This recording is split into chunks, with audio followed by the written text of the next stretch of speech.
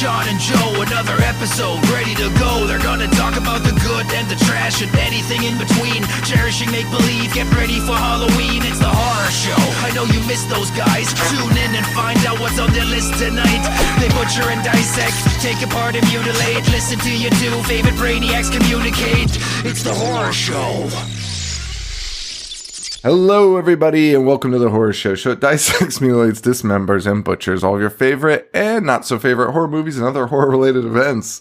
I'm Sean. I'm Joe. You're tickling yourself. I am. So I have a feeling this is going to be a good episode. I'm excited to talk about it. I think you are too. We're doing Black Christmas 1974. Hey, released on this day in 1974. Is that true? The day this drops. Yeah, the 20th. Okay. So, as usual, the Horror Show just randomly picks movies and it falls on fucking anniversary dates. I don't understand it. How many times have we done that? Like, it's insane. December 20th, 1974 was its United States release originally. But anyway, I think it's going to be exciting because there's a lot of information. There's a lot of stuff. I watched a behind the scenes, like, little documentary on it. And I pulled a clip from it that I'm going to play a little bit later, but I had pulled it up, I guess, by accident. So I just like looked over at my other screen because the clip is up, but it's at this. I just while I was doing the intro, I just turned and saw that and was like, what the fuck? What the fuck am I looking? And by the way, that clip is going to be amazing. And I do think it translates to audio. So we will, you'll get to hear a little bit from that clip, which I think is like one of the funniest fucking things I've ever heard. Black Christmas, 1974. Which, dude, when were you watching this? Were you like, we did an episode on this? So I could have sworn I did too. An episode on this. I don't know. I know we did the remake, right? Mm-hmm. But the 2006 remake. I don't know if I watched it beforehand so we could talk about it during that episode, but I felt like, because I've seen this hundreds of times, but I felt like I like really paid attention to take notes the last time I watched it. Dude, I agree. I was reading shit and I was like, why would I know this? Right? Like I was reading facts from the movie. Yeah. And I was like, I already know this. And then I was like, why the fuck would I know this if we didn't do it for the fucking show? And dude, I triple checked. I went through because I have actually literally all of the notes that I've ever taken for every movie. So do I have it all saved on a Google Doc. Yeah, so I can search it, and I searched fucking everything. I searched even like random words from like parts of the movie that I was like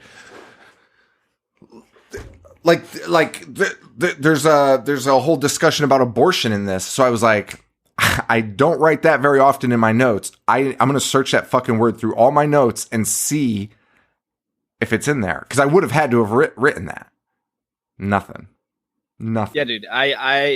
It's actually like almost eerie because I swear, and this isn't the only movie this has happened to recently, but I swear I could have sworn I watched this for the show because I know there's like a different method of watching movies when we do it for the show as opposed to just doing it for my leisure. And I had that feeling for this. So surprised that we haven't done this yet. It doesn't make sense. The one thing I was thinking too was like, oh, there's been a bunch. I wouldn't say a ton, but like there's been a bunch of episodes that we like recorded and then lost in the early days. And I was like, I wonder if we've ever done this. And it just like we ended up like losing the recording and then just fucking canceled the fucking episode or whatever. Like, I don't know. Like, I don't know. It's very odd because dude, so many fucking scenes in this. I was just like, we have talked about this. I have talked about fucking John fucking Sexton in this fucking movie. Is that his name? Sexton. John Saxon.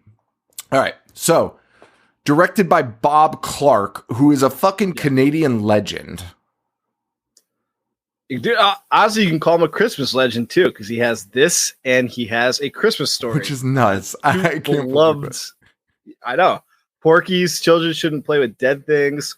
I mean, he's Baby Geniuses 1 and 2. You had to bring it up. And that Stallone movie, right? Rhinestone. Yeah.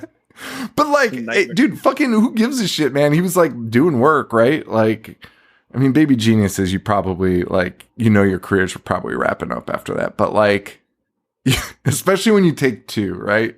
Like, launch the franchise, sure, go for it, right? Robert Rodriguez did Spy Kids, fuck it. Like, I'll do Baby Geniuses, it'll be great.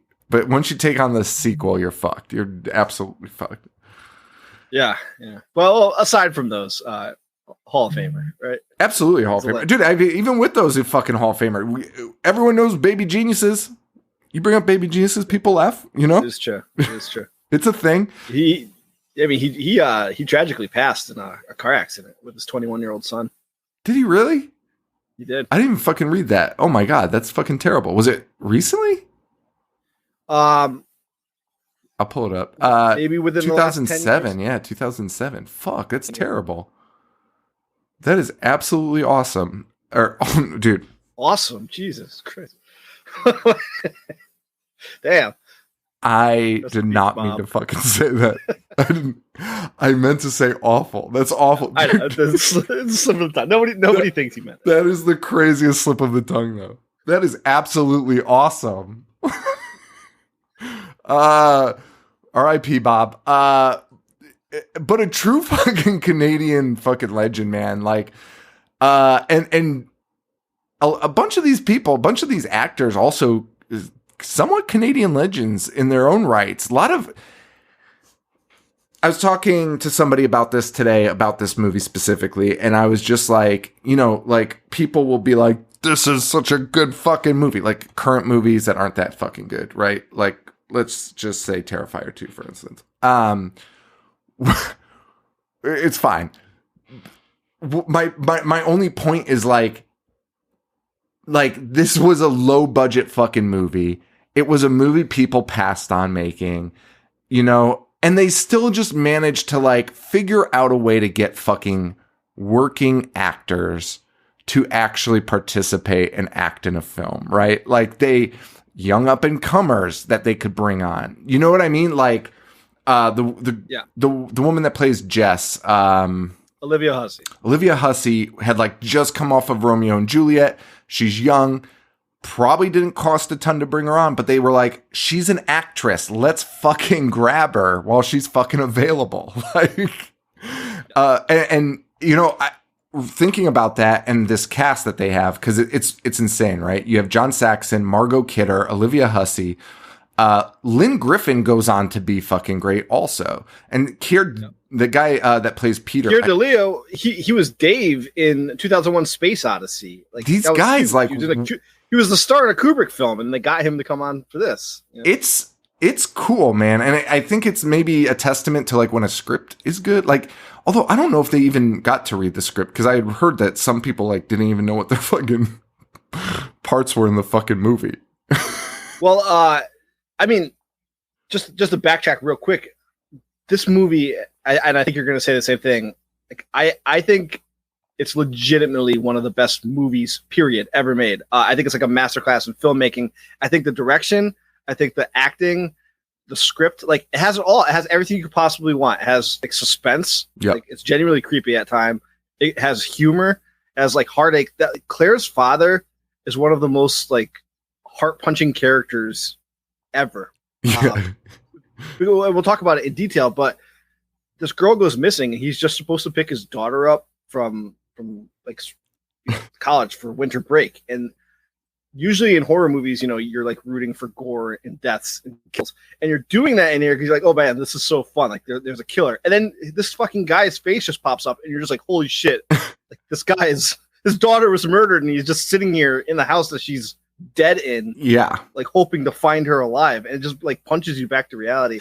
Yeah, I love everything about this movie, dude. and everything about it. And going back to the script, John Saxon. They had some guy, Edmund O'Brien. He was in a bunch of westerns. Mm-hmm. He was supposed to play Lieutenant Kenny, and I guess he got off the plane, and he needed a wheelchair like immediately upon landing, mm-hmm. and like he couldn't. Did you see those facts? You're like, yeah. So I have a little bit more detail, but you keep going. He was on a wheelchair when he came off, and like They said it took him 45 minutes to put on his coat when he landed, which I'm not making fun of him for doing that. But if you're watching somebody struggle for 45 minutes putting on a coat, like maybe intervene. 45 minutes is a long fucking time. Just help him put. I see what you're saying. That was like the most absurd thing I've ever fucking watching someone. Everyone just standing watching. Mean.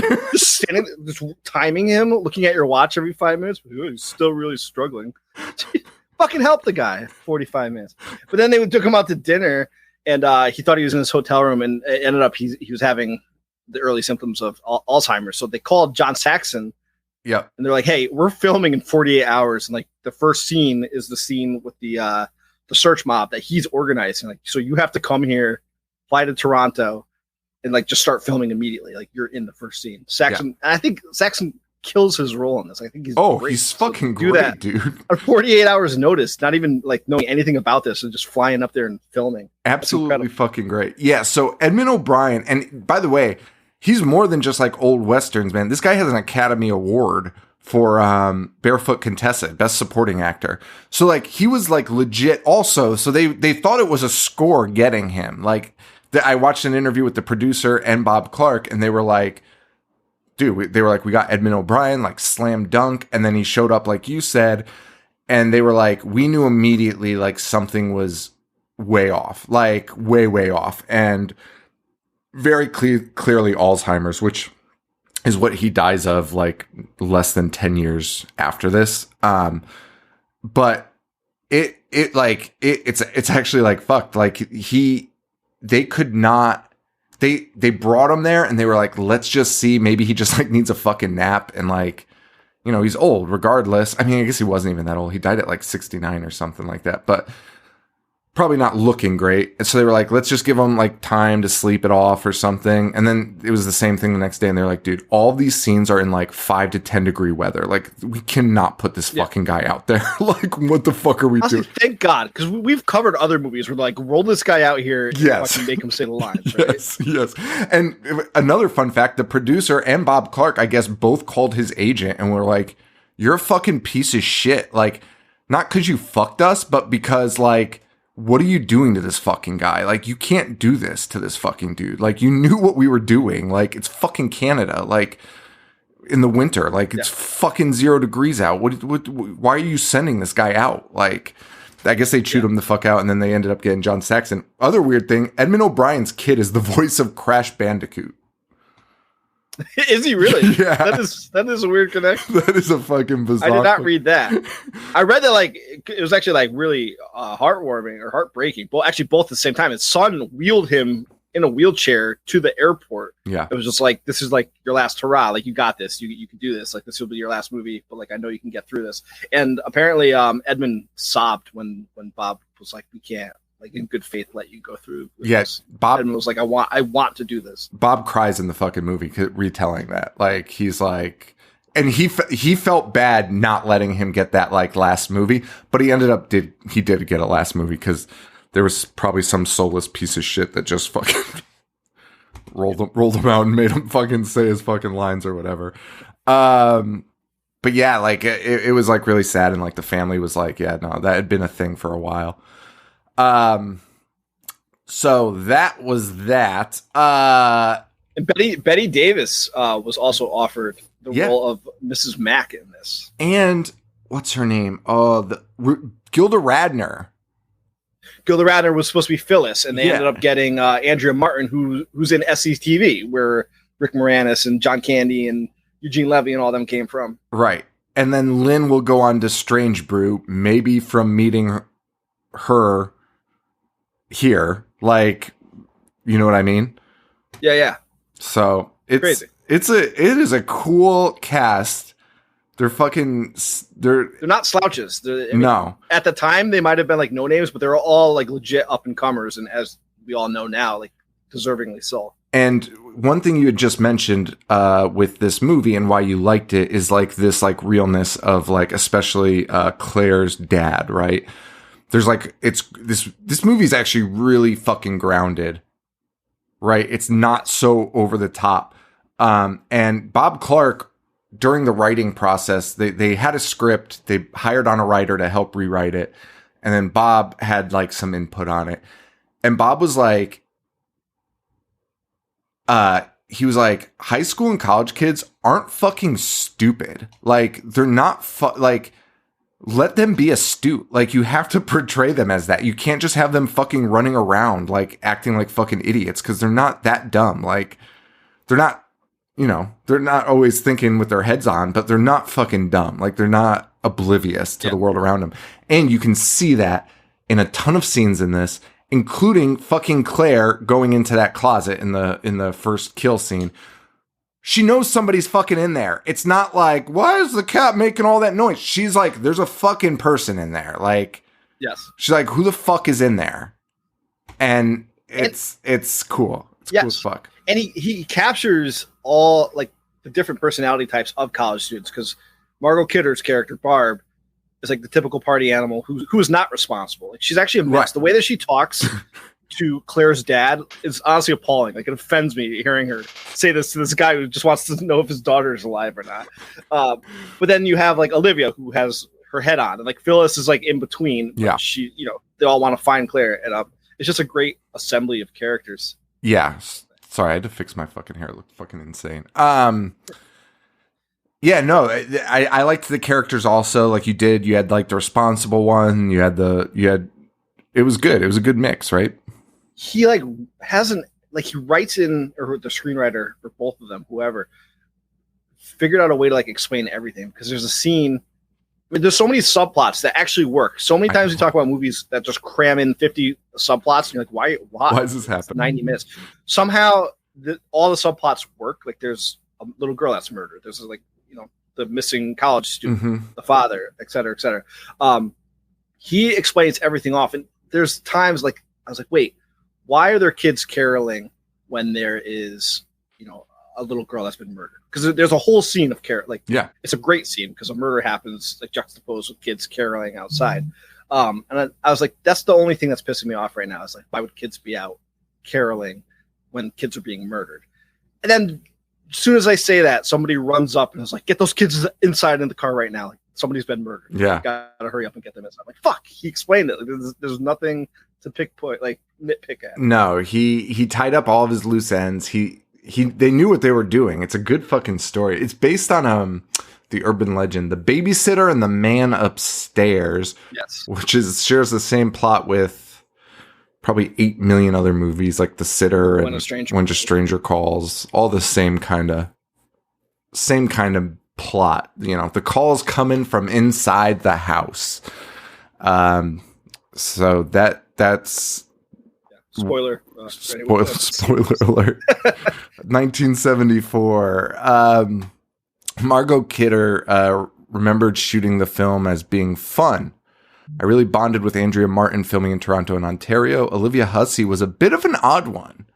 Now, talking psychics, dude, she was like, she took this role, dude. She's coming off hot of this Romeo and Juliet film, coming off hot. I don't think her agent wanted her to do this movie, but she went to a psychic who was like, "You're going to film a movie in Canada, and it's going to blow the fuck up." And this was the movie that came in. Fuck. And then that's the other part where Margot Kidder revealed that she was obsessed with the idea of falling in love with Paul McCartney, and that came from her fucking psychic. She was like, we were all a little hard on her for that, which fair. Fucking fair. Also, arrest the psychic. Like, somebody should have fucking. Paul McCartney should have filed a lawsuit. Dude, going around telling people like you're gonna fall in love with. What are you doing? What the fuck are you doing? Do you know John Saxon starred? Not Saxon. There's no T in it. He starred in the first ever Giallo film. Oh, what was the name of it? I was just looking at it. It is called, my shit just like fucking got all fucked up. The Girl Who Knew Too Much, Mario Brava, 1963. It's interesting that there's like a defined movie that started it. I think that's weird. That is interesting because, and it kind of ties into this because people always argue about what is the first slasher film. Was it Halloween? Was it this? Could you count Texas Chainsaw Massacre, which came out the same year as this, which By the way, what a fucking year.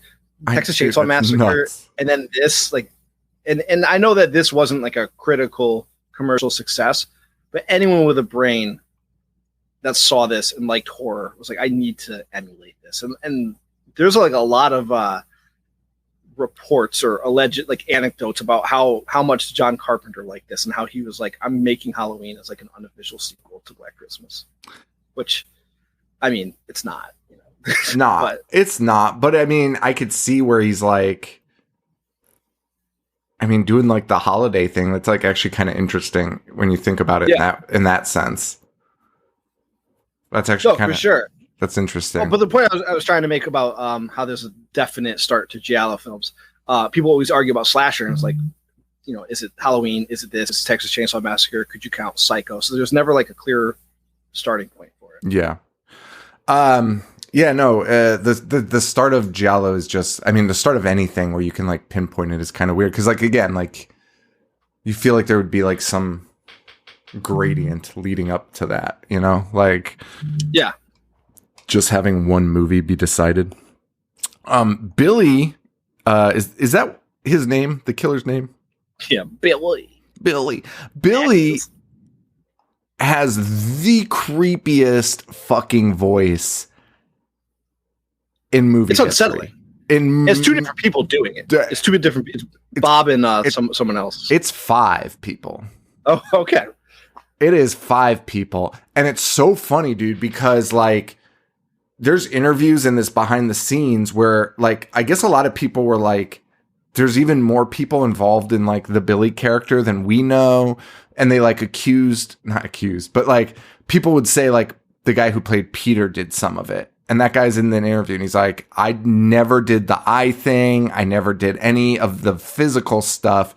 He's like, but I think they might have recorded me for Billy. And he's like, I don't know though, which is bizarre, right? Like that's crazy. But like, maybe they like recorded at a table read or something. Who the fuck knows, right? But he's like, I feel that like would be genius, dude. It's crazy. They just recorded like all this different shit, and like he's like, I think they might have recorded me for some of the Billy. I just picture him being recorded, being like, "Pig cunt." Right. Dude, that's just how he talks to himself in his room. It's when he's like trying to fucking like, I'm trying to think of something difficult that your dad would get mad about. Fucking got a knot in his shoelace or something. Suck my fat cock. That's so funny. Yeah, and set in the winter, obviously for Christmas, so you had to have some snow on the ground, right? There was no snow. They were very disappointed. They ended up using this foam from the fire department. Like, they didn't even use fake snow. They used foam from the fire department, which does not sound safe. What does that mean? Foam from the fire department? Like, what are you fucking saying? And then the guy that was doing the special effects was in the documentary, and he's like, yeah, I went by that house like after filming the spring after, and he's like, fucking lawn was the greenest lawn I've ever seen in my life. So he's like, I think that was like good fertilizer. No, dude, it's fucking radioactive. What would you spray that shit with? Are you fucking maniac? Oh my goodness. And also, this movie had a different title, which I was never aware of for its release in the United States. Was it the well, I know that they're releasing it on TV as something. Yes. Stranger in the House? Is that what it was? No. It was Silent Night, Evil Night. And when it dropped, December 20th, 1974, when it dropped in theaters, that was its fucking title. And really? Yeah, because they thought Black Christmas would confuse people and they would think it's a blaxploitation film. Okay. Which I was originally like, that's hard to believe, but maybe, I don't know what movies were released in 1974, but like, there was movies like Blackula. So like, they might have been like somewhat right in being like, they might think this is a blaxploitation film. Not that it would matter though, but it's just fucking odd. And then I don't know what made them change it, but they stopped and then they went back to Black Christmas. Interesting. No, I didn't know about that one. I knew about when they did Stranger in the House because it was supposed to be NBC's Saturday night at the movies. Yeah. But right before it aired, old Ted Bundy decided to fuck things up by going into a sorority house and pretty much doing the same thing that the killer does in this movie. Isn't that fucking nuts? Could not air it. Isn't that fucking crazy? Yeah, the governor was like, this shit happened. Dude's still on the loose. We don't know who the fuck it is. We can't have this movie air. So they didn't air it in like Florida and Alabama. And then, a few years later, it's old Ted. Old Teddy did this. Teddy boy.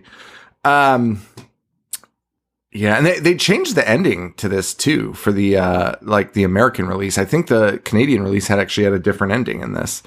I know that the producers really so. Again, spoilers if you haven't seen it yet. Which why are you listening if you haven't? But, it's an ambiguous ending, right? Yes. And also, I do want to say the character of Peter is the greatest red herring of all time because he has every motivation to lose his fucking mind, right? He is under a lot of stress. Things are going wrong for him. He's been delivered news on like a very important day for his piano recital. He fucks up the piano recital, and he's also nuts, right? He's insane. Like, watch him smashing his piano. It's unhinged. He's the greatest red herring of all time. I know that there's people out there, like some people were messaging me today, like, I hate the ending of this. I think it's so much more terrifying to have just a random psychopath with no rhyme or reason just living in your attic as opposed to somebody that you know. Like, and how many times has this fucking happened? Like, this happens, right? Like, they're like, well, thank God that guy's fucking dead. And then it's not that fucking guy. Yeah. Somebody. I mean, even going back to Ted Bundy, that's why serial killers like this are on the loose so often because, they're like, oh, well, we need to get somebody. Like, we need to say that we caught them. Yeah. So, like, the people will go back out and spend and, like, carry on with their lives. And then they don't have him. They're still out there doing the same fucking shit. You didn't solve anything. You didn't do shit. Peter probably would have murdered Olivia Hussey's character. I think that was pretty much inevitable. I agree with you actually completely. I never thought about that, but yes, I actually think you're 100% right. He might have been actually trying to murder her in that moment. In that scene, he was like, he was going to kill her. Let's say it. I think that's right. I think that's right. He was going to kill her right there. Yeah, dude. I mean, he was unhinged. He was hiding in the woods. Like, bro, he had murder on his mind. And why is he not, dude? He knocks on the glass at the end to be like, "What are you doing down there?" And before she can answer, like, if I came home and all of my doors were locked and I look down my basement door and Tina's down here, I'm gonna be like, I'm not going to kick my own window down and just climb in. Like, that's psychotic. She's not in danger. She doesn't look like she's in danger at the moment. She's down in the basement. Like, maybe she didn't hear you knocking. And crawling in, being like, "Honey, what's wrong?" After being like, you're gonna regret this decision. Yeah, no. So, and all that to say, his death is not the saddest thing. No. He was definitely and I really like the ending. I don't know. I thought it was kind of cool.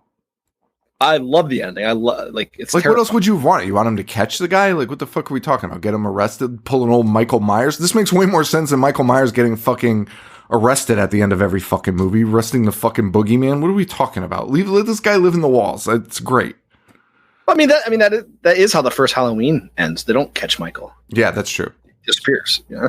But every other one, they just starts back up at the mental institution. Like, that's fucking insane. Let them run. Let them on the run. That is what would happen if they made 17 Black Christmas movies. Just Billy making phone calls. How did this not get the fucking sequel touch? What happened? It didn't do well. It wasn't a critical success. Plus, I mean, at that point, 74, like Godfather 2 was the sequel, right? Sequels weren't really a thing. That's true. That's true. It was the third highest grossing Canadian film of all time, with $2 million. Good old Canada. Love them to pieces. Well, that's the other thing. Like, a whole $2 million. I was seeing people being like, "This is a staple in Canadian horror." Yeah, I know it is because I can't name another Canadian horror film. No disrespect to Canada, I can't. Prom Night, I think, was one. I mean, I'm sure, yeah, but like, that's not like. That's it. Like, the Brood, right? Of course. Brood, Yeah, your point is anything made in Canada is going to be a staple of Canadian horror because they're not churning 18 out a year. Market. Yeah. I know. It's fucking like My Bloody Valentine, Ginger Snaps. You know, I know those are made in Canada, but like, who calls them Canadian horror? Yeah, no. Black Christmas did gross $4 million internationally. Budget of $620,000.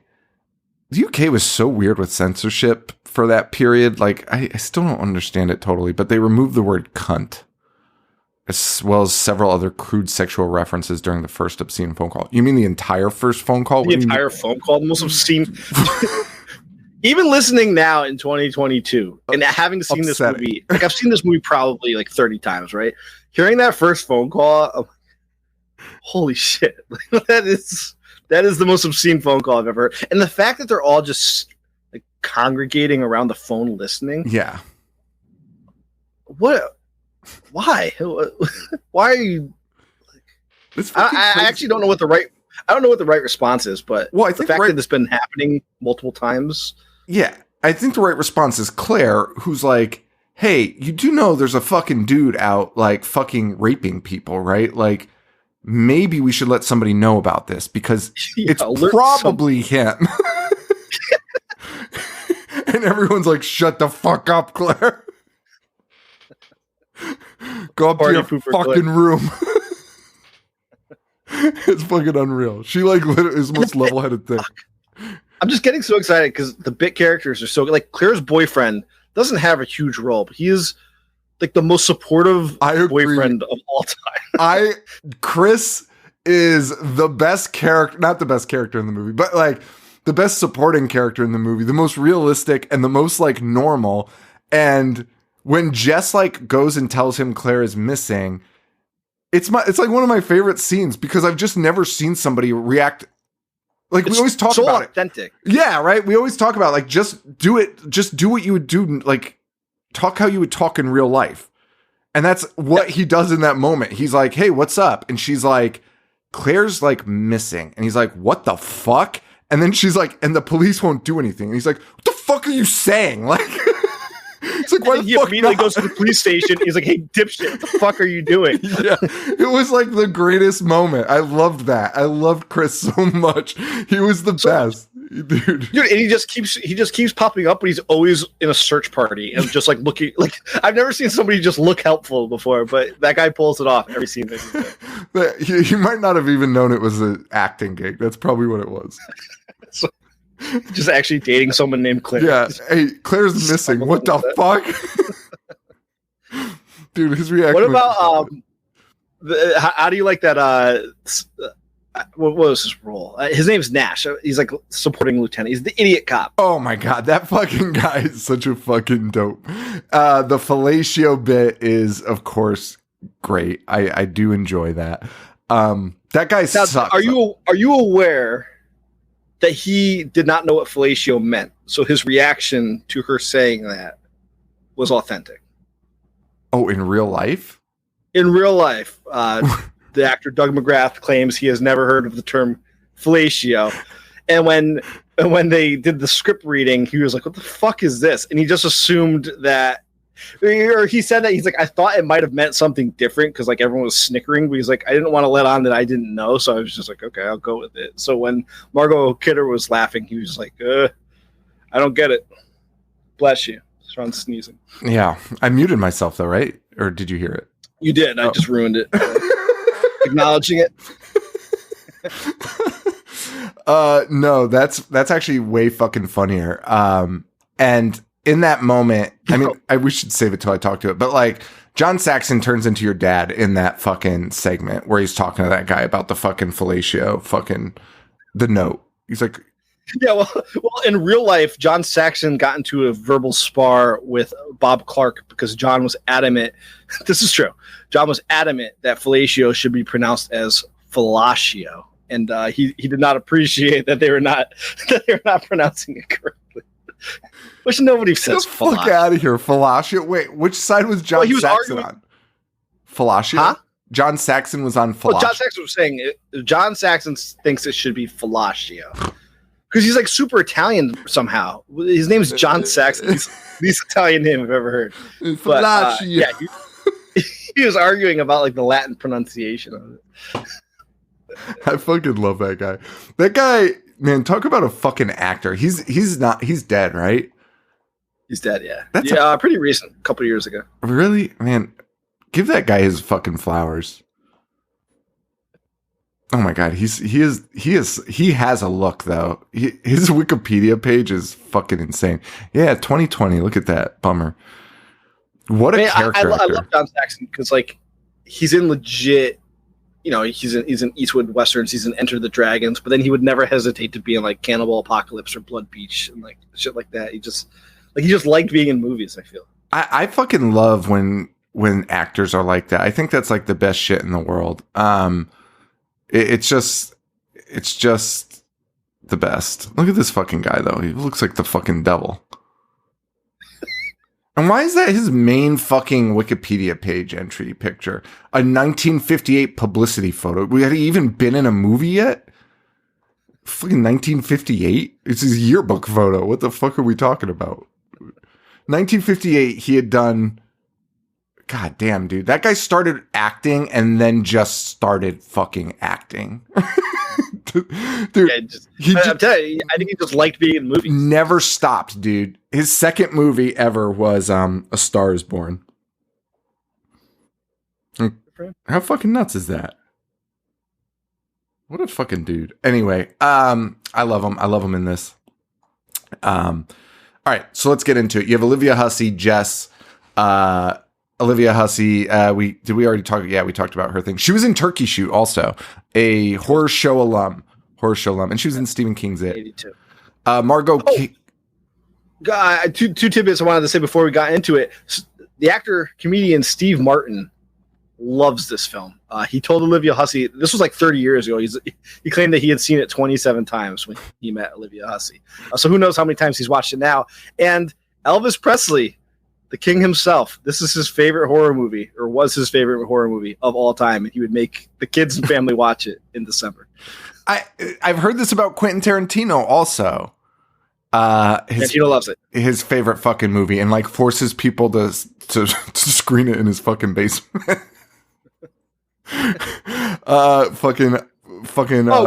back to your pronunciation of Saxton, I think we've talked about this on the show before, but I was listening to somebody, it might have been Drew McSweeney, somebody like that, but they told an anecdote of how they were at a Hollywood party and some guy named like John Saxton was showing up, and Quentin Tarantino heard the name, like swiped everything off the table and stood up. It was like, is the great John Saxton in our presence? And everyone had to be like, no, man, it's just John Saxton from like down the street. That's fucking amazing. Man, some of those parties must be fucking fun. That guy's like a fucking freak, but like, I would do anything to be at one of those parties just to see what the fuck goes. Dude, like, imagine being at a party where like that could be the case, that John Saxon could be there. And so like, walk in, and like, so you see somebody be like, it's the great John Saxon. That's fucking amazing. Yeah. You're watching like a fucking, like, that's fucking crazy. Margot Kidder, as we mentioned, she plays Barb, Lois Lane, famously, and another horror show alum, Kathy Lutz. Amityville Horror. John Saxon, I'm sure we've done movies with him. He is Lieutenant Ken Fuller. And then you got Peter, Claire, and Mrs. McHenry. That's our main crew right there. So let's get into it. We open up right out of the gate with killer POV. Yes, and the way that he did this, like they built a device so that the camera was mounted on his head, on the cameraman's head, so that he could swivel it, because Steadicam wasn't invented yet. Isn't that nuts? They had to invent this for this movie so they could climb up the trellis and make it look like that. Isn't that nuts? And like, now we have fucking GoPros that you could just fucking like Velcro to your fucking forehead, weighs 0 pounds. The guy probably broke his fucking neck. Must have weighed so much. Because you always hear about these like stories about like these old like prosthetics or props or like set pieces that like literally broke actors' fucking backs, dude. Even up like even through like Dogma, like Alan Rickman, his fucking back like broke using the fucking wings in Dogma. Like, dude, like they put these actors through fucking hell with these fucking huge things. A camera on the forehead, it had to be like 60 pounds, dude. It had to fucking. And those cameras back then were enormous. Fucking film cameras, dude. The two big fucking cans on. Fucking glued on his fucking climbing up trowels of a house. Nightmare. Fucking insane. This is why the union started, the fucking Screen Actors unions, because this was fucking nuts. Fucking bananas. So we open up with that, which is great. And you know, you've seen other horror movies that do that. And usually that killer POV, early killer POV, is a boy who's like, hey, honey. And like, you know what I mean? Like, it's just a little false flag there. False flag? That's conspiracy term, but I don't know why. Can I use that in this term? Is that? Of course you can. Is that a thing? It's false a term. flag? Okay. Yes. Okay. I don't know. So, but that's not the case, dude. Like you feel it, right? Like there's like an acknowledgement. I feel like there's a lot in this movie where, he is not trying. He doesn't think we're stupid. He doesn't think we're fucking stupid. Like they treat us like a fucking adults. And he's like, yes, this is going to be the fucking killer. Like proceed. Like this opening scene, and you'll see the entire shot of the house, and it's the Christmas lights. It's actually kind of hard to explain, but I really noticed it watching it this time. The Christmas lights are really bright, right? Mm-hmm. But the rest of the house is just so dark and depressing. Yeah. And it's just like so foreboding and gloomy. And you get that right off the bat. You're like, man, this house sucks. Like some shit is going to go down in this house. Yeah. Yeah. I just love the way that he shot that. And that house is actually like a huge part of this. And really, and I've heard interviews with the people where they're like, honestly, like the house, and it's like a corny, cheesy thing to say in making movies, right? Like the house is a character, but they're like, without the fucking stairwell the way it is, without like the way that house is shaped and built, like lent itself to every fucking scene in this movie. Like you needed that stairwell the way it was. Like those shots of Jess, the character Jess, from the stairwell are like some of my favorite scenes. Where it's like almost peering around the corner and you're seeing her through the handlebars. There's a scene where, and I think this is the first time I noticed it, and I could honestly just be my mind playing tricks on me, but when Jess and Phyllis they're sitting in the room together, and I think they're talking about the obscene phone calls. There's a shadow that gets gradually bigger near the stairwell behind them, and it's so subtle, but somebody is clearly standing on the stairwell. At first I thought it was just like the light reflecting off Phyllis's head, but it's definitely somebody on the stairwell, and it's just like it adds to the atmosphere. I don't think I noticed that. Yeah, and they actually do a lot of like atmosphere choices in this that I think are actually like super interesting. So we open up with the killer POV, and immediately we get our first call from the moaner, which we talked about. Lick it, let me lick it, pretty big cunt. Suck my juicy cock.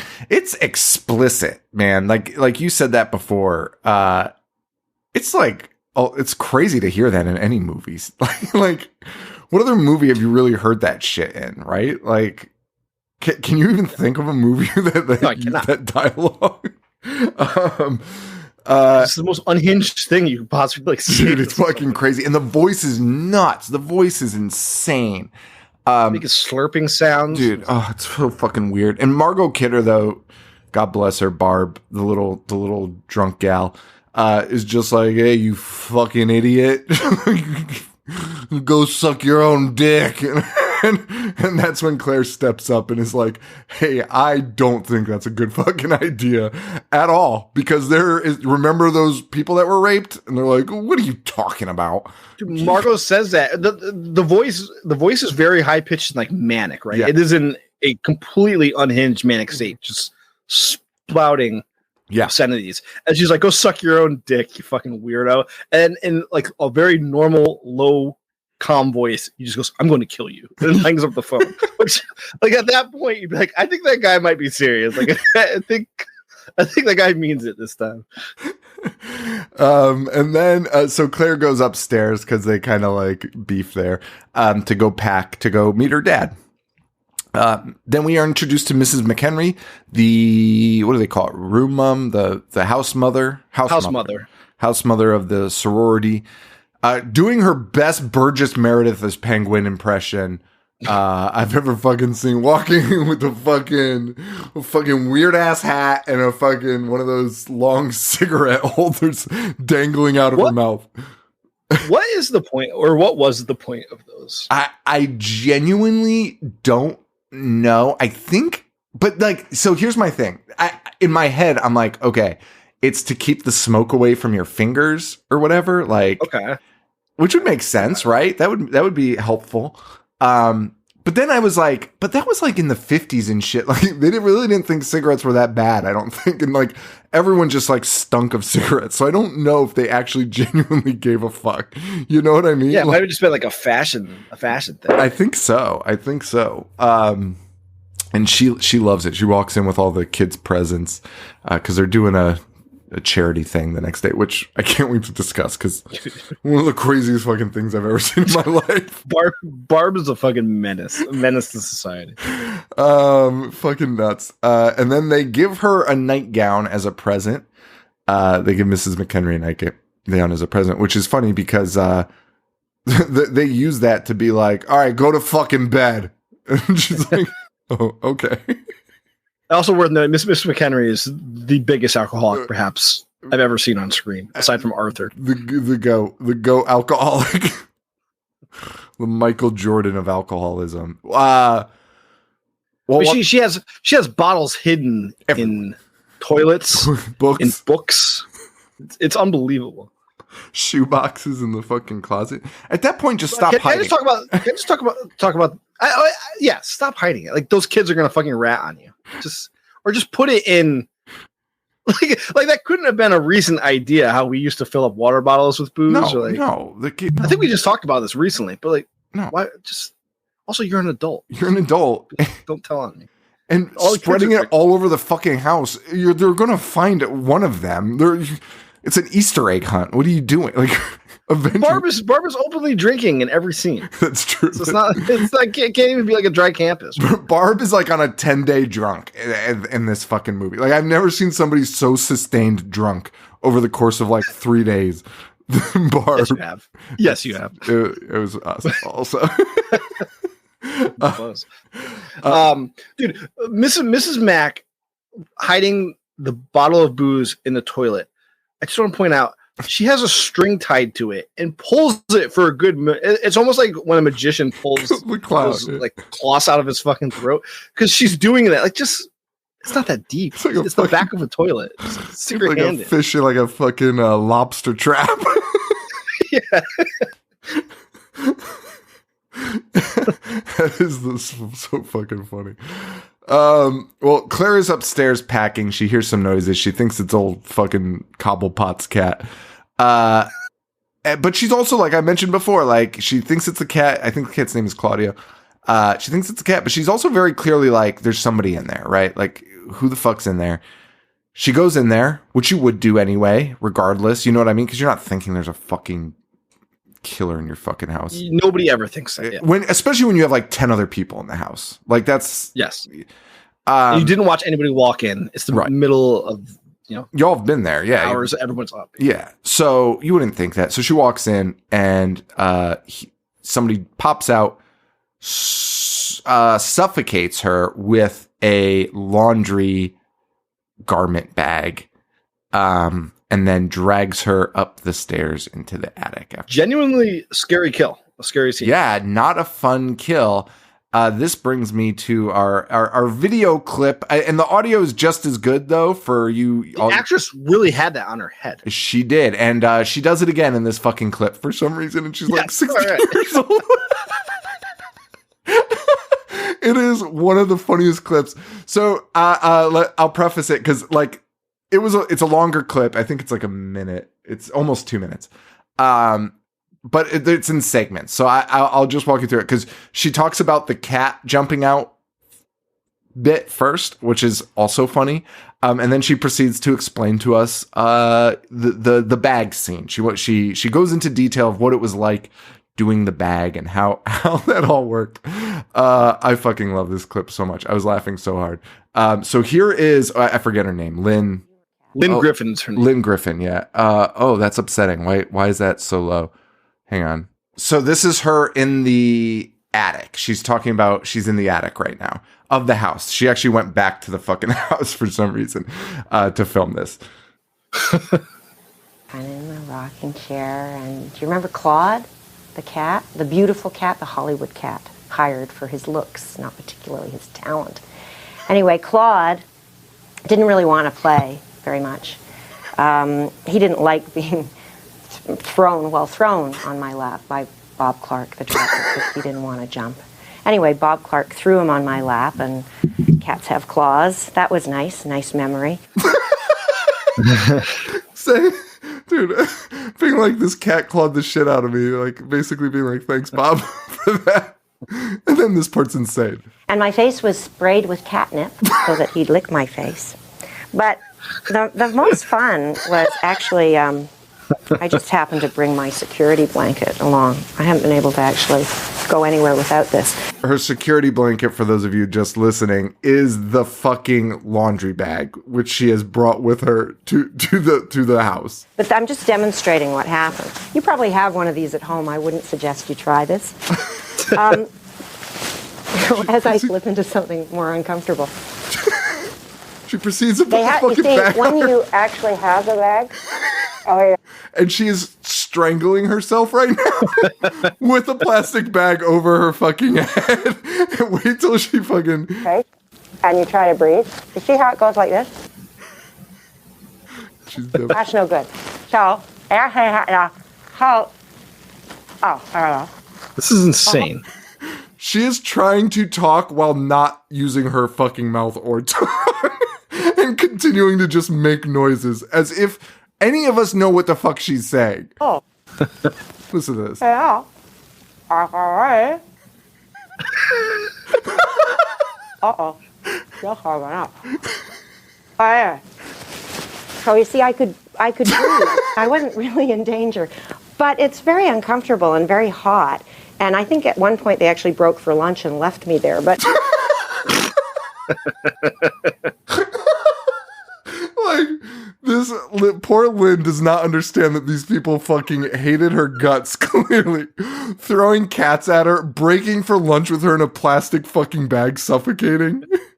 And then she has one more thing she reveals here at the end, which is... Can you imagine the panic of, like, the supervisors on that set at the time? Because I know it's independent, but you still have people in place, and they most definitely forgot about her and came back. We're like, dude, holy shit! Like, go poke her. Make sure she's still with us. Which is even funnier because what she's about to say would even make that even more alarming.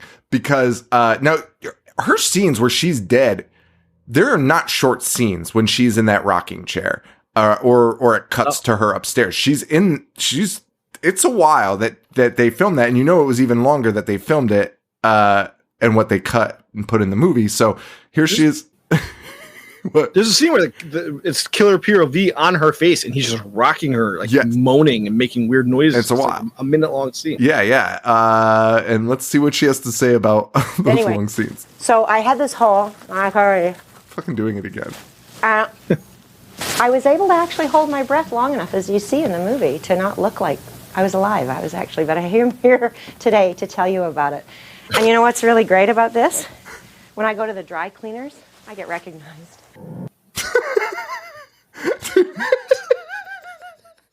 The most fucking crazy fucking behind this dude. I was laughing so fucking hard. So she was just holding her breath the entire fucking time in those fucking scenes. So yeah, when these guys came back to set, they were probably like, "What? Oh, fuck! Oh, fuck! I thought you were supposed to get her." That's not good. But I fucking loved that fucking set, dude. I was laughing so fucking hard. I was like, "What is she doing when she's talking with her mouth full of plastic?" Whoa. No, like the cameraman wasn't like, "Hey, FYI, that's no one's gonna hear that. Like, no one knows what you're saying. Like, what do you?" Those aren't. You know about the documentary cameraman right now? Yeah. Like, yeah. He was filming Sean, it. she has fucking brain damage from having plastic bag over her head for extended shoots. The other best part about that documentary is she co-hosts it with the guy that played the guy that played Chris. Okay. Or was it Peter? No, it had to be the guy that played Chris. Never seen a hornier old guy in my whole fucking life, dude. He is like grabbing onto her like it's incessant. And she's like, I wish you were this romantic in 74. She says that like 7 times in the behind the scenes thing. And he's just like, hey, honey, let's go upstairs. I don't know who fucking paid them to do that, but oh man. I wish they got Phyllis's boyfriend. Have you ever seen an older looking college student than the guy that's with Phyllis? Is that the one who plays Santa? Yes, dude. That guy is like mid 50s at that time. That guy is fucking old as shit. I mean, so Peter looks old too. Not as old as that. No, not as old as that. Not as old as that. Nowhere near as old as that. So Claire's done. She's dead. She's upstairs, not breathing, in the bag. McHenry, Mrs. Mac. Well, let's just say Mrs. Mac, right? You said it earlier. I liked it. Yes. Mrs. Mac hides her alcohol in an encyclopedia, putting it in the B book for booze, just, to make sure no one finds it for sure. And she announces it out loud, probably every time she does it. Which everyone's probably like, yeah, we know it's in the fucking B encyclopedia, you fucking idiot. We hear you every night be like, oh, B for booze. When you go to bed. And the girls, like I mentioned, force her to bed by being like, put on your fucking nightgown and go to fucking bed, which she does. Jess gets a call from her boyfriend, a musician named Peter. Peter, he wants to be in the conservatory, which I believe is like a fancy term for like orchestra. I don't know.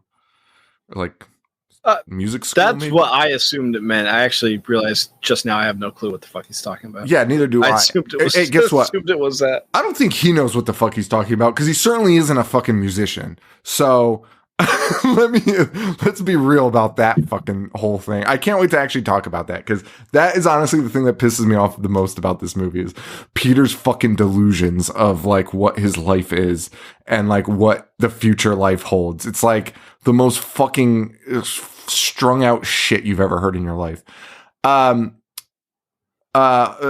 Burgess Meredith also then is like, hey, I gotta brush my teeth before bed. Goes to the bathroom where she fishes the liquor out of the toilet, which she drinks, but she doesn't because she just swishes it in her mouth and uses it as mouthwash and spits it in the fucking sink. Which, if you want to depict someone as an alcoholic, that's a great way to do it. That's a great way to set the tone for an alcoholic using alcohol as mouthwash. Yeah. And we get our first iconic shot of Claire being rocked in her chair with the fucking bag on her head, man. And that is just like fucking unsettling. And to end the movie on that also is just top fucking notch, man. Yes, I will say. So I said before, and I know we're going to talk about it at the end, but since you brought it up right now, I do have a problem. Well, yes. I thought that he wrapped everything up, but now you just said that. The cops just leaving the house without combing every area and also leaving the final girl who's in a catatonic state of stress. Yeah. There by herself. Not at a hospital. There by herself. And like the house is a crime scene. The house, right? Like there needs to be people searching each room for evidence, 1974 DNA. Canada, they're Peter's dead, case closed, let the girl get some rest. Unfortunately, I think you're right. I think you can explain it like that. Yeah. Not even just Canada. I think that's just 1970s. Yeah. So that's a wrap. Well, hey, that guy's dead. You're asleep. The one guy's like, she'll probably be sleeping for 3 days or so. as if that's a normal fucking thing. And he's like, just, you just got to let her do that. Sleep that one off. But like alone. Claire has not been found. Correct. That's actually a great point. The father passes out, and the father's under a lot of stress. I'm fine with that. It's safe to assume Claire's dead. Like I'm sure the father knows that, but nobody has confirmed that yet. Like that house should be searched. Yeah, and also there's a dead child too that this could be linked to. This house could be linked to. Right. So, like, well, I mean, they think Peter's. I mean, they say it. Well, I guess that's true. They think Yeah. Peter killed the girl. So case closed. No reason for any other information. Why? Yeah, we get why he was trying to kill this girl, Jess. Why he killed Claire and the other person who. Well, we don't have Claire's body, but we're assuming Peter killed her and the little girl. It's just fucking. Wait. Fucking Margot Kidder too. Margot Kidder's gone now. What do they do with? Dude, the fucking house mom's gone, and they don't ever really mention that. Like, no one's like, "Hey, has anyone seen Miss Phillips? Has anyone seen Miss McHenry? She was fucking. She went to bed and never came back." All right, I still think it's a perfect movie, Yeah, it's not a perfect script, but it's dude, why? But why? You don't even have to ask the question. Don't worry about it. Just like, it's okay. All I know is, like, you watch documentaries about fucking crimes and shit, and like they do the dumbest shit, right? Like, it's not the most unbelievable. It's really not. I mean, look at Dahmer. That's what I was gonna fucking say. Fucking gift wrap the victim back to the Dude, killer. The cops found 2 of his victims who were fucking. They were lobotomized, and they were like, "Hey, listen, let this guy go back with his fucking boyfriend, all right? Give the guy a fucking break." You're like, "What the fuck? What?" Yeah, so it's not the most unbelievable scenario. No. However unbelievable it may be. Yeah, they're all just sleeping in their respective rooms. Let Jess go back to sleep, and we'll worry about it 3 days when she wakes up. Cut. Yes. So Claire's up there in the rocking chair. Actually, I thought your complaint was going to be the fact that rocking chair is right in front of the window outside. Everyone could fucking see. You could see. Yeah, she has the best view of the street. The last scene panning out from that window is actually what kills it. I don't think it's an issue until you do that, and you're like, because the camera pans out like fucking 100 yards away, and you still see her in the fucking window, and you're like, oh fuck, like what are we doing? What the fuck? Everyone on Earth can see that fucking woman up there. We cut to the university where Claire's dad waits for Claire, who never shows up. This string of events for Claire's dad is just like the most dog shit day on Earth. You watch him processing, like, she's not showing up, like, where the fuck is my daughter? Then he gets hit with a fucking snowball by some fucking child. Right in the face. Right, dude, fucking direct hit to the fucking face. He goes, takes a knee. He's like, glasses get knocked off. He takes a fucking knee. And can you imagine a worse fucking day? And then some guy shows up and is like, hey, I'm sorry, I guess I should have been watching them. And he's like, yeah, you should have been. And the guy's like, all right, fucking asshole, I said I was fucking sorry, all right? Dude, Jesus Christ, what else do you want from me? Like, turns it back on Claire's dad, who's like, I'm sorry. But he does find out where the sorority house is, and he heads over there to get some more information about where his daughter Claire is. Meanwhile, at the fraternity house where the gals are doing a toy drive for orphans or underprivileged children or something like that, where there's a Santa being like, that stupid fucking bitch, talking about a woman. And he has a child in his lap while he's doing this. And you're like, okay, maybe it's like supposed to be like, I don't know, somebody they know, so it's not that big of a deal. But then they're like, hey, kids, Santa's got a real potty mouth, doesn't he? What? They're all there just watching this guy? And then Santa just fucking looks down for no reason and just goes, oh, fuck. And you're like, what the fuck? The fuck? And while that's happening, like you mentioned before, Margot being a fucking menace, It's just giving these orphans alcohol. Now, as unbelievable as all this sounds, except for maybe giving the alcohol to the orphan, if our acquaintances at Eastern were throwing a like Toys for Tots drive, Yes, and like let's say somebody whose name starts with a T was dressed as Santa Claus, that is exactly 1,000%. That's a pussy.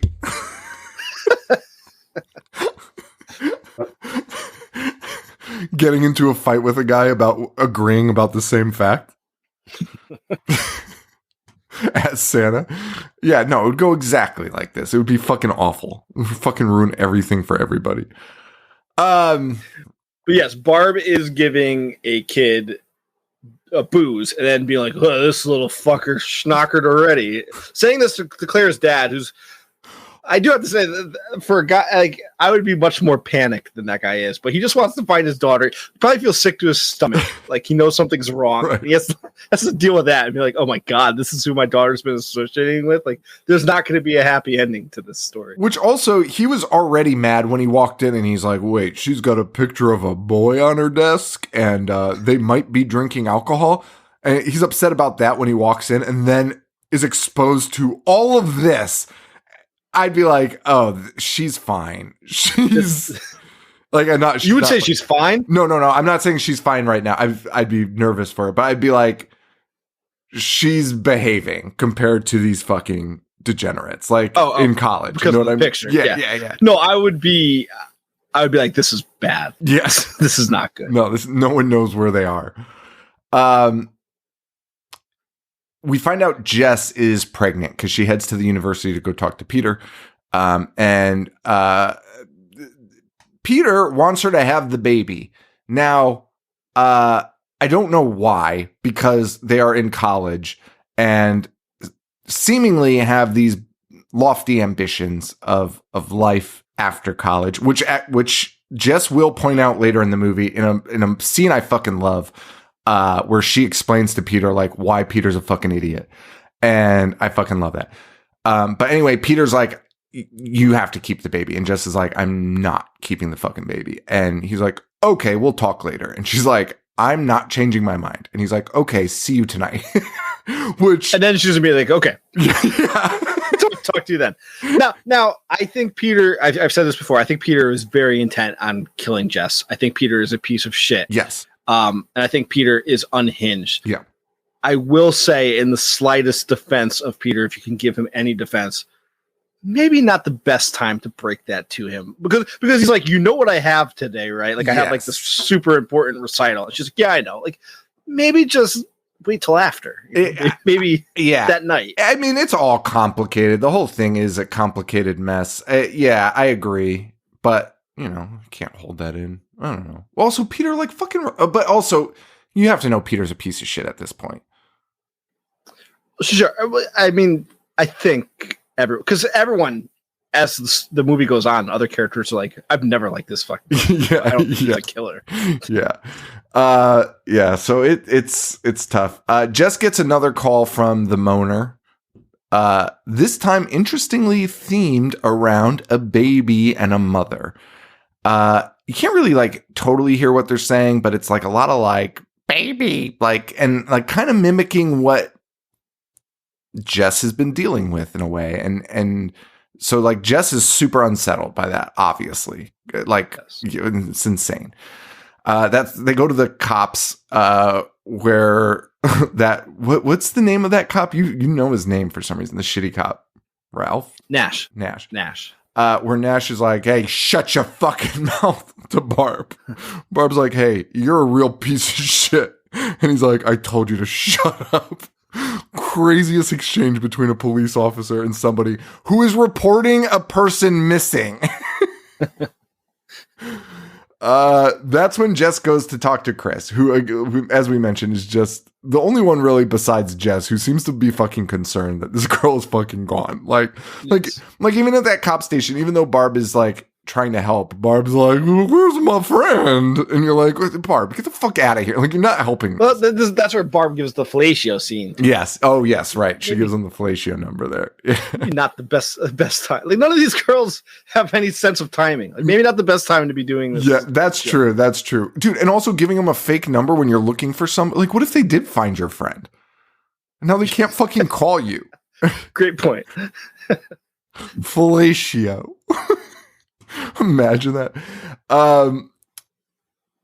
Hey, Peter, the guy that was demanding that they keep the baby while he chases his piano career, is playing the shittiest piano I have ever heard in my entire fucking life. And that includes Wesley Willis in that topic. I'd put Wesley Willis ahead of him. It does not. It does not. It does fucking not. Stop it. It doesn't. But in the sake of this movie, that's the point. He's sweating and he's thinking, like, his mind is not focused on the piano. The conversation wouldn't that be just that. had If you're threw that him big off. of a fucking mess over that, like, you gotta get a fucking grip, man. This is your fucking Sure, I mean, fucking there. future. That's a pretty big bomb to drop. Finding out you knocked a girl up alone, like, not even the abortion. Suck a big fat cunt.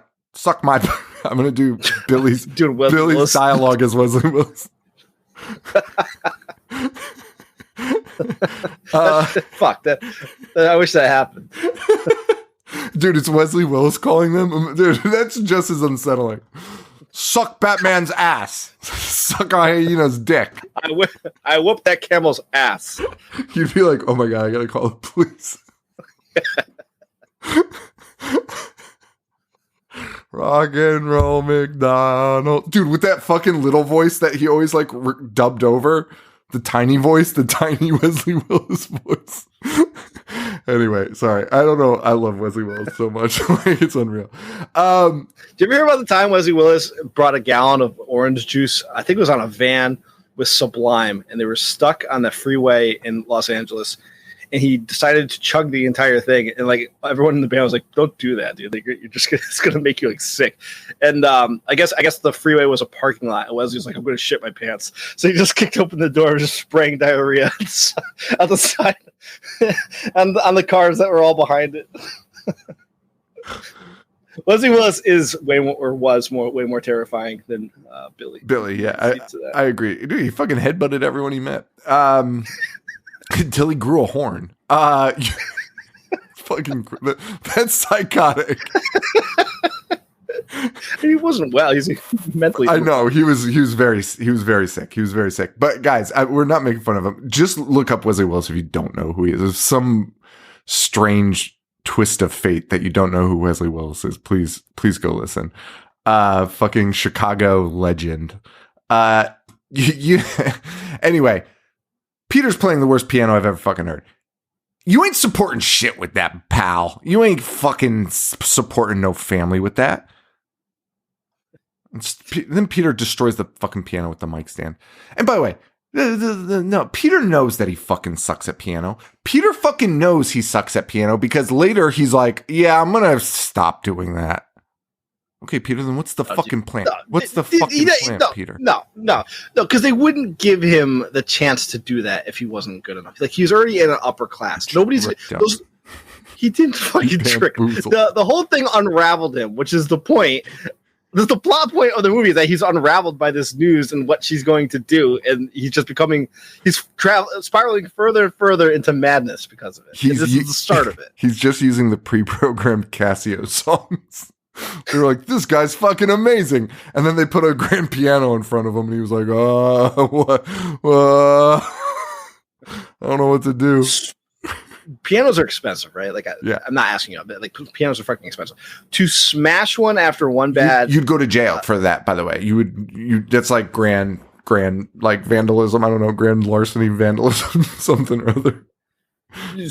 That is so unhinged. To take a mic stand and just smash it repeatedly. Yeah. That's honestly terrifying to watch somebody that's fucking lose their mind like that. Yeah, no, it's insane.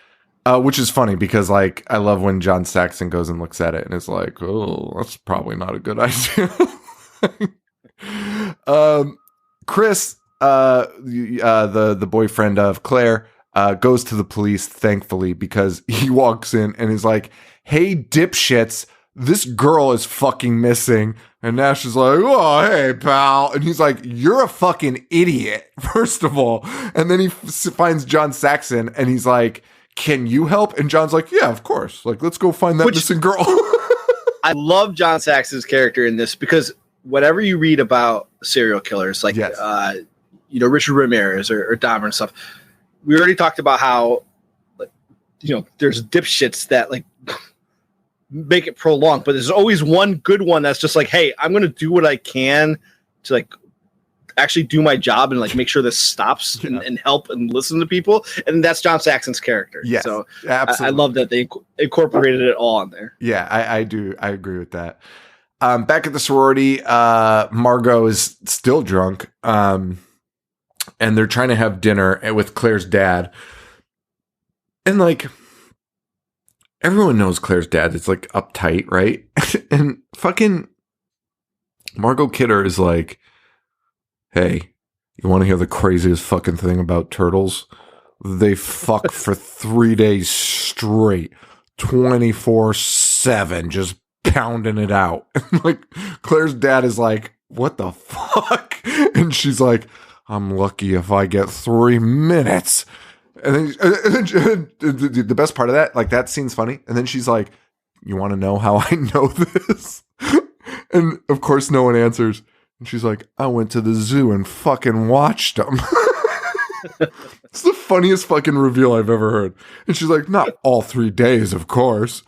She's like, I went and looked at the zebras because they only last 30 seconds. And then just, like, cracks herself up. Dude, that's, like, the fucking best. Saying that to anyone is unhinged. Saying that to a stranger is even more unhinged. Saying it to a stranger who is looking for his lost daughter is the most unhinged. Who is your friend? Who is your friend? Who's your friend? Who's your friend? And then that's not even the worst part of that convo, because after she says that fucking insane stuff about the turtles, she's just like, well, when Clara ends up dead, you're going to blame me. Like, dude, saying that to a father who's looking for his daughter, I'd fucking lose my mind.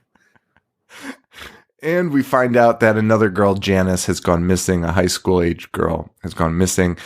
We get a giant search party, which Claire's dad is helping, which, like, God bless this guy, because, like, why wasn't he like, hey, can we also expand this to look for my daughter also? Like, no, she's missing too. Like, but they all just go looking for the missing high school girl, who they end up finding dead in a park. I think it has more to do with the age, like, which I do think would be a realistic thing. Like, they would, yeah, but I think they would probably just throw in, like, hey, there's also another girl that's missing too. Just keep your eyes peeled. Yeah, sure. We're out there. I'm sure they would. I'm sure they would. Mrs. McHenry is looking for a cat.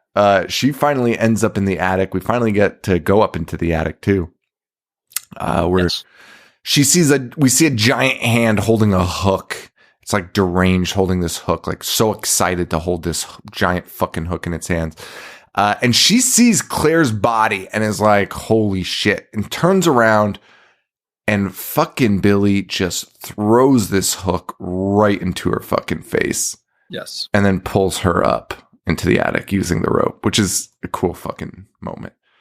Very cool. That's a true, like, slasher fucking kill. That's like, yes. That's not even like, that's like Friday part 2, part 3, right? Like, that's like deeper into the kills. Like, that's cool that they fucking did that in this.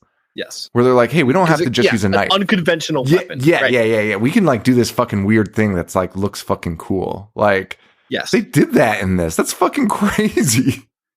They did. And Billy gets fucking horny when he kills. Like, Billy, they don't show you, like, you never see Billy, right? But Billy is, like, I'm not trying to be funny. He's fucking horny. Like, he's horned up. He's going nuts after this kill. Because you see Killer POV again. He's over to Claire.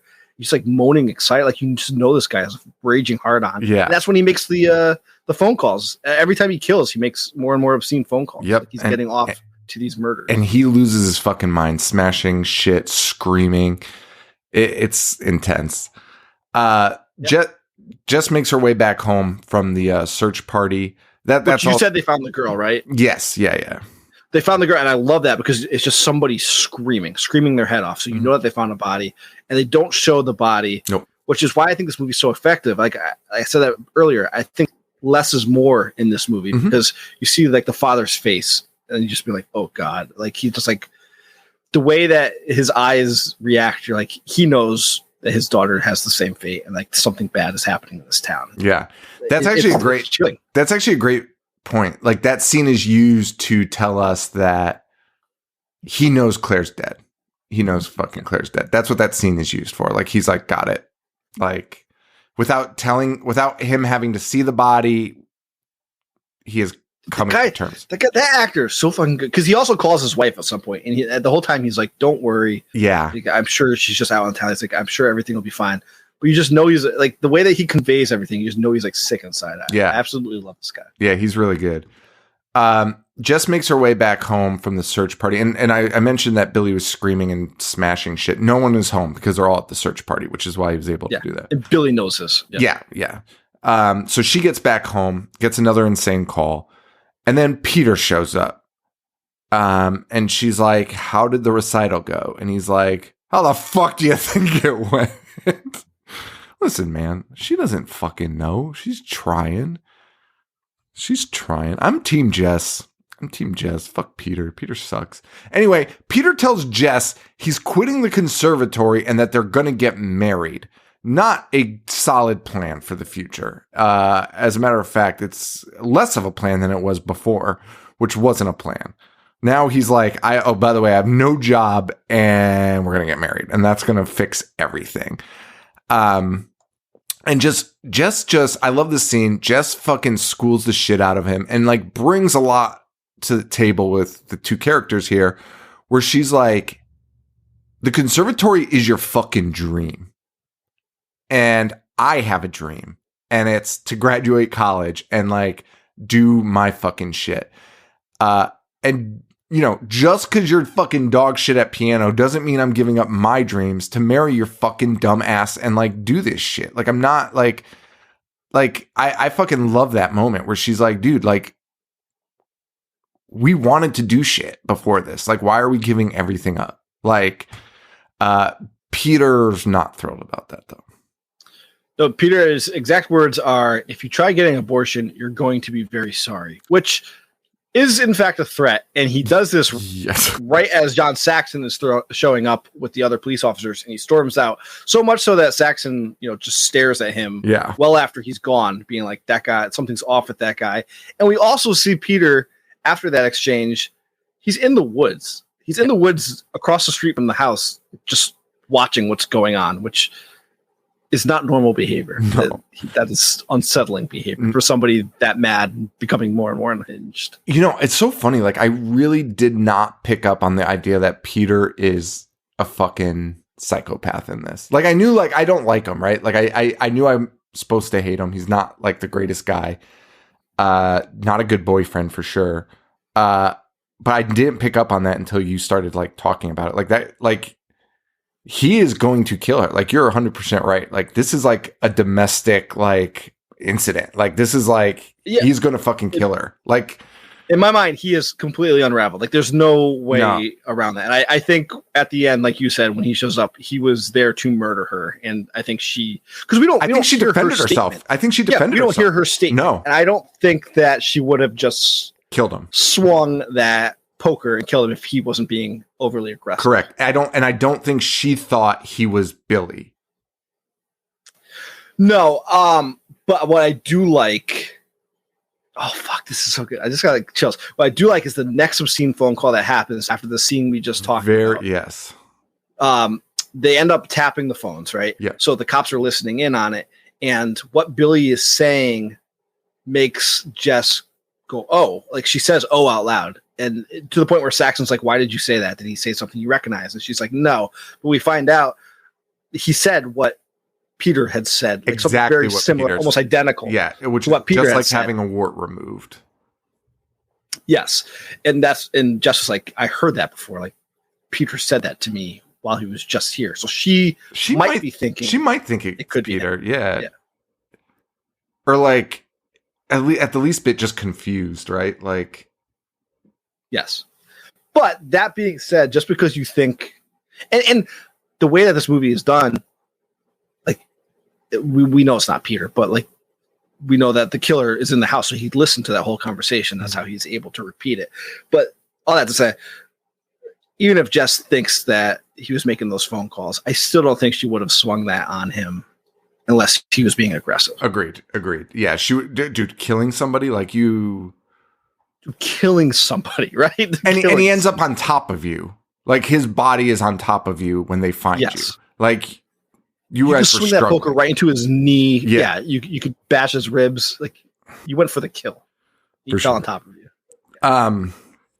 Yeah, that's insane. And then we get that scene with Nash and John Saxon. Fuck. And this is the moment where, to me, I just thought of your dad this whole time, because John Saxon looks at the piece of paper with the fucking phone number with fellatio on it and is like, "Did you fucking write this?" And the guy's like, "Yeah." And he's like, "Fellatio?" Guy's like, "Yeah, what's the fucking big deal?" And he's like, "Fellatio? Where the fuck did you get this?" And he's like, "The girls gave it to me." And he's like, "The girls gave it to you. Okay." And like walks over to his fucking desk, like just absolutely devastated. I think he's like, he says something like, "You need directions to pick your fucking nose." He's like, "You're so fucking dumb." And like just goes and sits down, and like the guy's like, "Oh, what is it? Something dirty?" He's like, "Yeah, it's something fucking dirty. All right, like get the fuck out of here." So disappointed in his own fucking staff. Yeah, and here's the weird thing about this horror movie. The cops actually do something, as we've mentioned a couple times. They wiretap the phones. They're very active. This becomes a police investigation at this point in the movie. We kind of pivot a little bit here to not a procedural, but like a mystery, like a murder mystery, a film noir, if you will. Yeah, they are actively trying to solve. Yeah, dude, they tap the phones like you mentioned. They park a car out front with a cop in it. They are going to catch this guy and get to the bottom of this shit. And things get very creepy, especially considering that Jess is basically the fucking bait in the fucking house. Like, once again, they're just like, "Hey, just wait in the house and like, it'll be fine. We'll figure it out." Even though everyone goes missing in here. And then we talked about earlier, like scenes that add tension in this movie. There's one here where Barbara, Margot Kidder, has an asthma attack in her sleep. Yeah. And it's not for any real point, but it just adds this like level of tension in stress. Yeah, stress into the fucking movie. And like, Jess hears it and it sounds insane. It sounds fucking like she's being murdered. Yeah. So she runs up and it kind of looks like she's being murdered, but she's just gasping for air. And she helps her with the asthma thing. But it's just like, just adding to it without dumbing it down, right? It's a fake out, right? Yeah. It makes the listeners be like, "Oh shit, something's happening," but it's not. So you're just elevated and on edge. Yeah. And then we get a more killer POV, but this time it is in the house. Before it would always be just like in a room that he dropped into. He's now walking around the hallways going into different rooms, including Barb's room where he kills her with like a crystal shiv. Yeah, it's like a swan crystal. And he goes, "It's just me, Billy." Fucking kills her. Billy. Phone starts ringing again. We get more of the moaner. You do see the outline of him. You don't see Billy, but it does not look like Peter, I will say. Yes, I agree with that. And again, they use different actors and different lighting techniques to change the shape of Billy. Genius. Constantly. They were constantly changing him to be bulkier, to be skinnier. It's fucking nuts. It's fucking crazy. Phone rings, Moaner's back. This time, John Saxon can hear this horse shit, which he gives the face anyone would do, which is like, what the fuck? Like, dude, fucking, they were for real. Like, this is insane.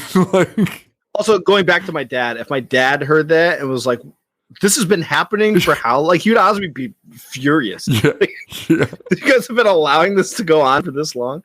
I do want to say, I said it was a glass swan. It was a glass unicorn, which would obviously make 1,000 times more sense. Oh, I think, dude, again, I know we did an episode on this because I feel like a listener corrected us on that in the past, but whatever. I guess we didn't. So, la-di-da. Hadron Collider, man.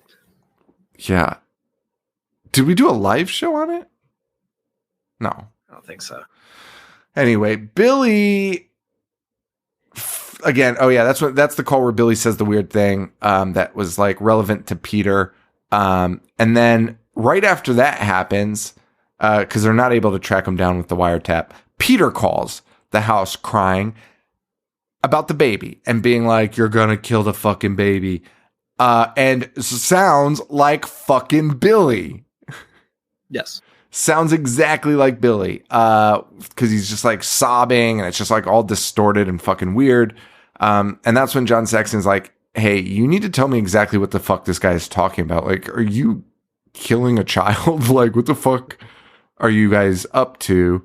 And she has to tell him, like private, unfortunate news. And John Saxon's pretty good with it, right? Like he's, I wouldn't say overly sympathetic in any way, but he does like, he's like, okay, but like, he's not like trying to be unsympathetic, but what he's trying to do is be like, it sounds like this guy has a reason to fucking kill you. There's a motive. There's a motive. Like, he's not trying to be like, dig into your privacy, but he's like, I think he's trying to help her be like, he's like, is this the guy I saw leaving the fucking house in a fucking tizzy? And she's like, yeah. And he's like, he seemed pretty fucking angry. Like, he didn't seem well. And she's like, well, yeah, I guess not. And he's like, this isn't great. Like this is not fucking good.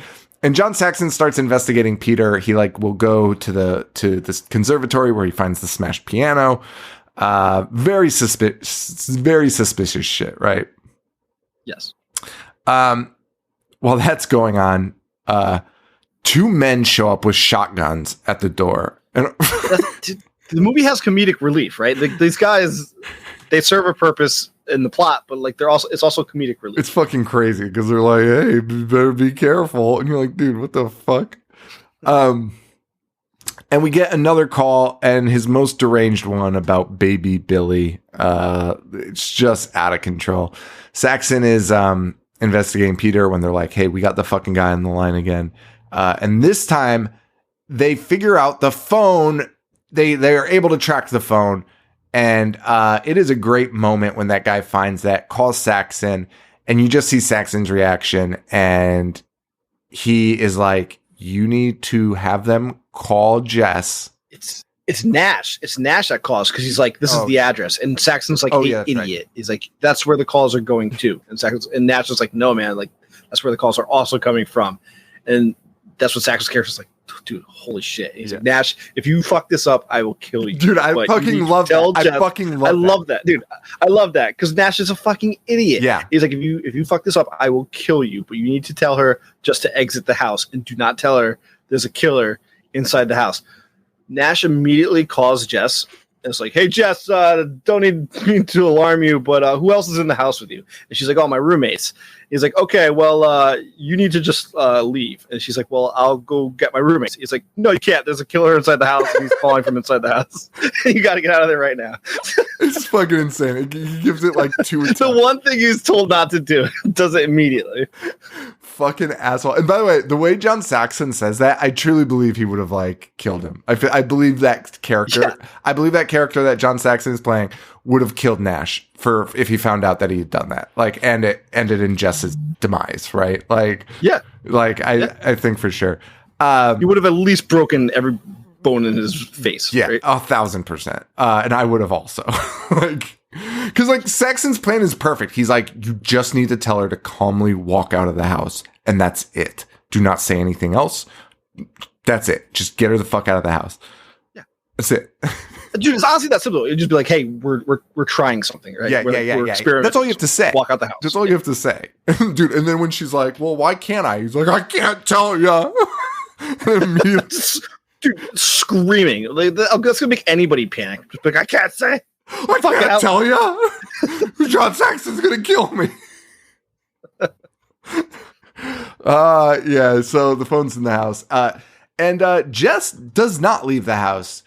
And honestly, I put her at this moment in this scene. I put her in the upper echelon of Final Girls because she is 1,000%, dude. Because she has been told there is a killer in the house, and I don't know why this differs to me than other ones. Maybe it's because this movie is so grounded. But the fact that she knows that there's a killer, and she knows doesn't beeline towards the door. Yeah, does not beeline and grabs a fucking fire poker and is like, I'm gonna get my fucking friends out of here. Like, that's because I don't think she was like, I'm gonna fight this guy and fucking win the battle. She was just like, I'm gonna get my friends the fuck out of here though. Like, I'll at least be able to do that. Yes, I completely agree, and that's what makes her so good as a final girl, because she's not a fighter. Like, and that's not as an insult. There's nothing to indicate that she even has a reason to fight at this point, right? Because she hasn't come face to face with a killer. There's been no real threat to her other than her boyfriend. Right. So there's nothing to believe that she would use that as a weapon, but she gets it just to protect her friends. It's amazing. And really, I mean, if you heard that there's a call coming in from inside the house, like, yeah, you would for sure believe it. You'd be scared. But I think there'd also be an element of like, that can't be right. Possible. That can't be right. Right. Yes. Yeah. Like, where? Like, he must be like, what? Like, that it can't be. So she goes into Barb's room, finds all of her fucking friends slaughtered. Well, I shouldn't say all of them. It's just Barb and Phyllis. But she does see Billy's eye in the wall. Creepy as fuck. Has to be a top three. Has to be a top 3 scene. Why is that? Horror history. I feel like this movie does not get lumped into a lot of these fucking conversations. I mean, it's weird to call a movie this influential underrated, but I do think it's underrated. I think it's incredibly underrated. I think when you talk about the best of horror, it doesn't come up as often as it probably should. And that scene is iconic. That scene, right? That's what I'm saying. Like in iconic scenes, there's like a million things to think of. There's always the stereotypical ones, but like I feel like this one should be up there. Even like a fucking eye in the wall. Like, that's the fucking craziest shit. It's not even the wall. It's the door jam. It's the door that's what it is. Oh, yeah, dude, that's fucking weird. Yeah, because he's behind the door. Just be like, yeah, Billy, and like you hear the voice, like, oh shit, he's in the room, and you see his eye. You're like, oh my god, he's right there. Yeah, that's when she slams she pushes the door back, and he starts screaming. Oh, dude, and his screams are insane, like actually unnerving. Yeah, dude, because he is like severely ill, like mentally ill. Yeah. Right? And like, I don't think he's ever felt pain. Like, I don't think he's ever been hit before. Right. Like that. Like that's so unsettling to have the door just start acting like a toddler. Yeah. He attacks Jess, who's able to get away. She runs, goes to the basement, locks herself in, and Billy just starts fucking screaming while he's bashing down the door. Whoever whichever voice actor did that of the 5, bravo. That is like the scariest fucking screams I've ever heard in my life. Like, that dude is like that. I would have just fucking died. I would have fucking had a heart attack. Being like right now, you know, that would scare me to death. I'm not fighting that. I'm not. No, I'm not going to win. Terrified. I'm not going to fucking win. I'd be terrified. That guy's way more fucking mad and scared or something than I am. Yeah. Like, that guy's on another fucking level. Like, I'm not going toe to toe with that thing. So Billy's banging on it. Then he stops. We hear a door open and close upstairs, inside the house. So Jess starts going a little bit further down into the basement, although she's also wary of that. And it is the scariest, basement of all time. Right.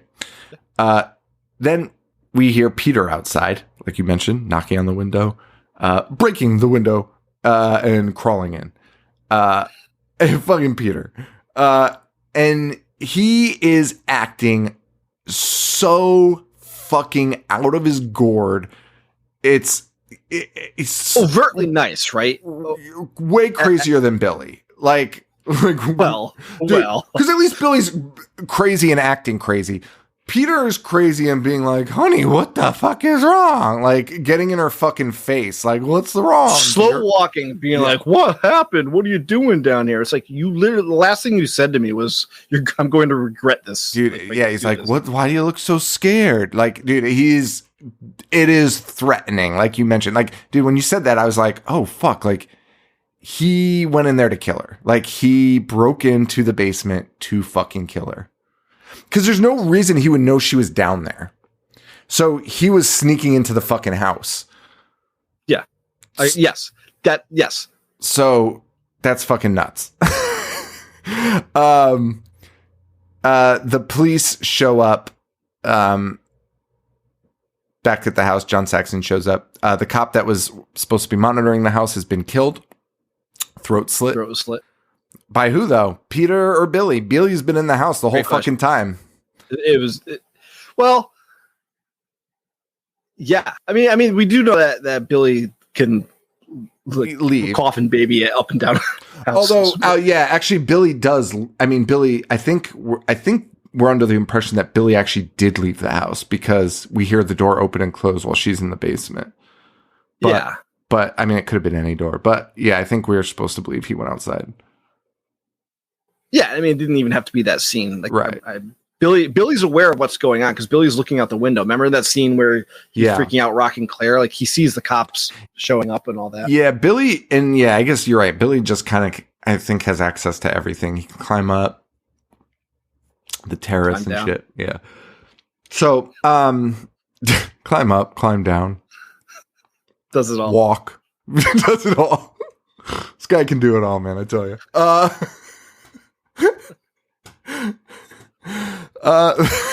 What an assessment. So the cop's dead, and the cop is dead. We hear Jess screaming, which that's weird. We hear Jess screaming. They break down the door.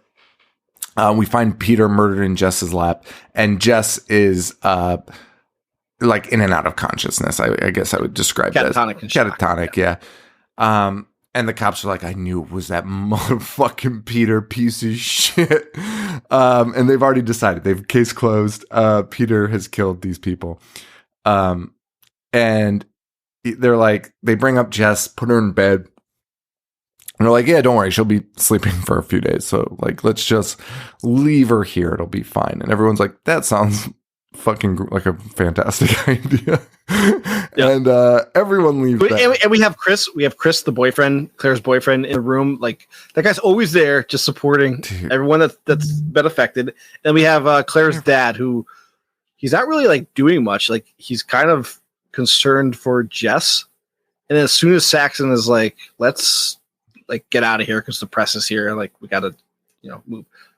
Claire's dad fucking passes out. Yeah. Which brings it all back. It's like, this guy has been through so much. Yeah. There's such a human element to this. Yeah, it really is. It's devastating. Yeah.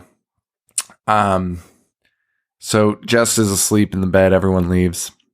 We hear the creaking in the attic, and we hear, Agnes, it's me, Billy. Zoom out of the window. We see Claire in the suffocated bag. And I love the actual like credit roll sequence where it's just outside and you hear the phone ringing over and over and you just see a cop on the front porch. Yes. Fucking love that. Now, here's a question. Here's a question. The phone is ringing. The phone is ringing at the end. Did he kill Jess? It is. Because he does make those calls after he murders. So it's I'm gonna go with it. I kind of like that. Yeah, I mean, he's a fucking idiot because he knows nobody's gonna answer that phone call. Yeah, there's nobody left in the house. Just kill everybody. But like, that's probably what he would fucking do. Just sit there. Just call another number. Call a random number. Call a 900 number. Remember calling those? Did you ever call those? I did not do. My dad would fucking murder me. Yeah, but no, also, but you didn't pay for probably because I'd blow up his spogs. My mom would be like, "Who's calling all these 900 numbers?" Yo, You know what's funny? I'm just like putting this all together right now. I for sure called them, but because you didn't get charged until you like, they needed your, oh no, they billed your phone, but like, Build your phone. but like, it would like take, like you had to pick from a menu. You had to like be like, yes, I want this before it would start. It didn't just like kick off. Dude, and there was like, it was crazy because like the numbers were like 1-900 like boobs and shit. Like it was like very easy to like figure it all out. But I was just like thinking like, because back then you actually like checked your phone bill and it like had every number you fucking called. Cause like, Yeah. you're charged by the fucking minute, which is fucking insane.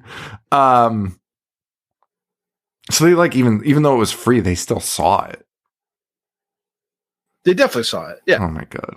My poor dad was probably like, He's covering for you? probably under scrutiny. Like, who the fuck's calling this number?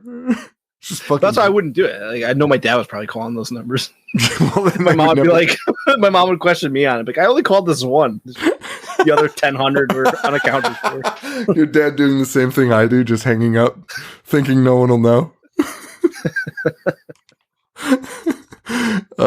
Fuck. 900 numbers. That's so fucking weird. Yeah, pre-internet days. Just listening wild. to somebody like, Listen to somebody be like, a big fuck gun. Like a bunch of billies. dude, let's make a Billy 900 number. You call him. Oh, Billy just talks nasty to you. I bet you that would fucking be way more profitable than we think. unfortunately, yeah. Not even from like horror fans. Like I think people would just like, I think we would find a fucking customer base. I think we would find a real. I steady would want base. nothing. Listen, no kink shaming. You're into what you're Yeah. into. I want nothing to do with that customer base. I'm just going to say that. Listen to fucking Billy. Get your rocks off the Billy talking to you like that. You could choose Billy or Wesley Willis. Those are your two options. I'm kind of into it. The two most insane options ever. That's it for this week. Good episode. Would you recommend it? 1,000 times, yes. One of the best movies ever made. Movies, period. I'm glad we waited until episode 311 to fucking cover this. The amount of like well-liked, fun movies to talk about that we have not done over an 8-year span is honestly alarming. We're so stupid. Yeah, we did the remake. Everyone's favorite. I remember it was like one of the hardest movies for me to find and download. For us, it's that beloved. That's that. So I'm thinking maybe. Oh no, not this week. Oh, so Yeah, Sunday is this is Christmas weekend. Sunday It is might be Christmas, tough. so we're not recording. Or are we recording Friday or no? I could possibly do. I mean, I don't care. I mean, if we take a week off, Saturday I can't. Saturday definitely. No, yeah, possibly Friday. yeah, no, Friday, Saturday, and Sunday are off the table. And then maybe we do a live show that week, though. Yes, the yes, 26th through the 30th, we'll try and squeeze one in there. But if we do an episode, it'll be Dead End starring, which I'm sure you, when you hear this, it'll really make you clear your calendar.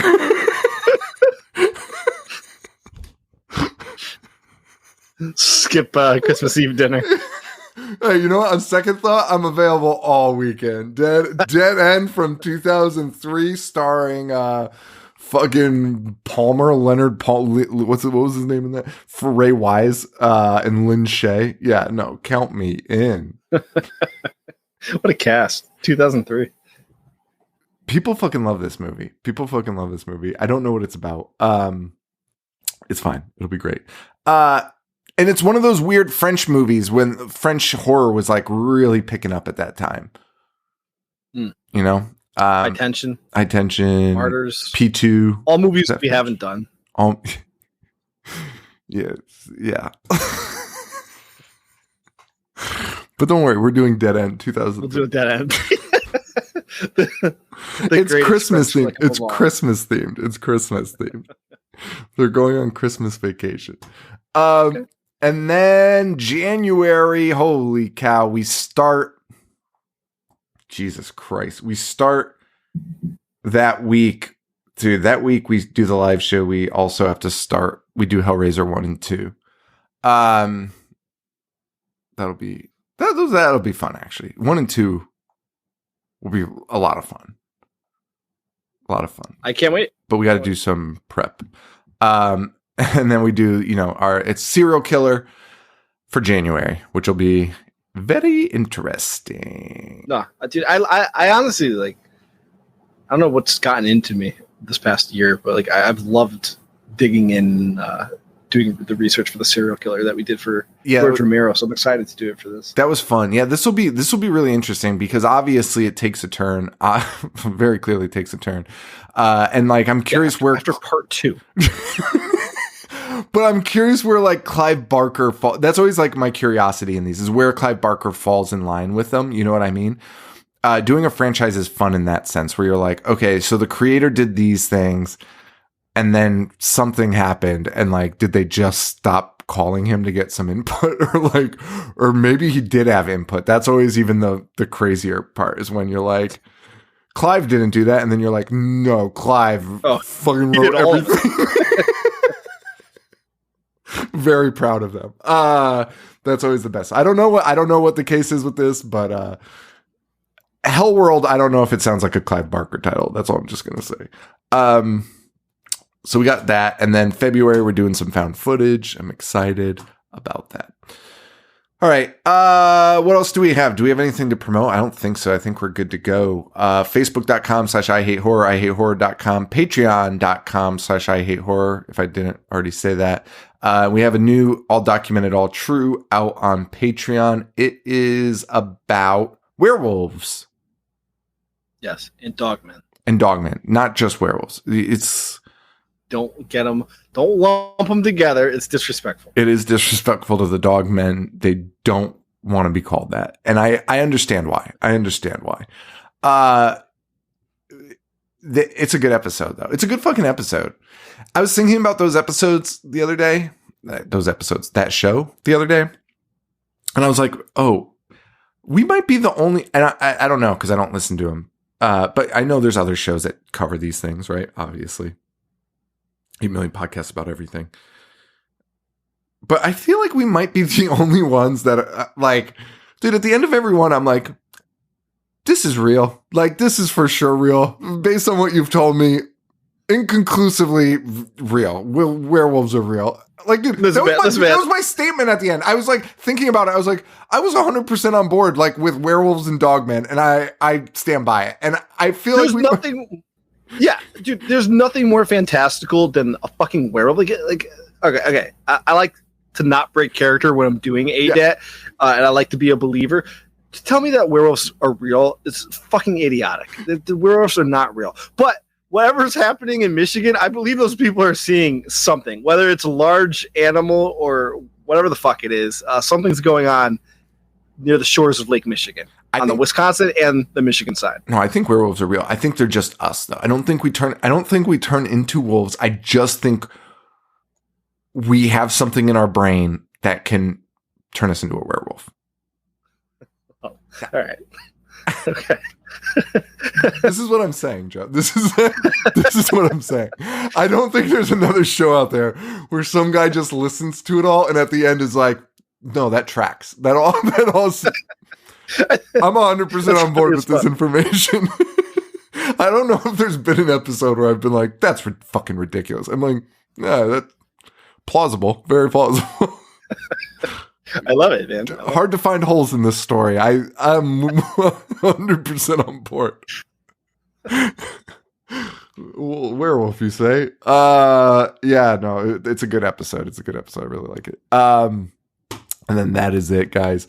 So let me wrap it. I don't know why I can't end the shows anymore.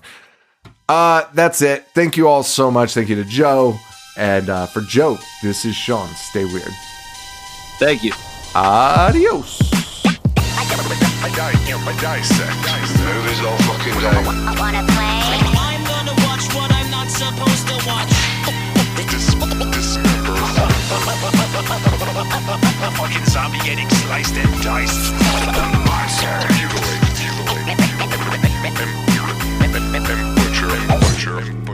Butcher.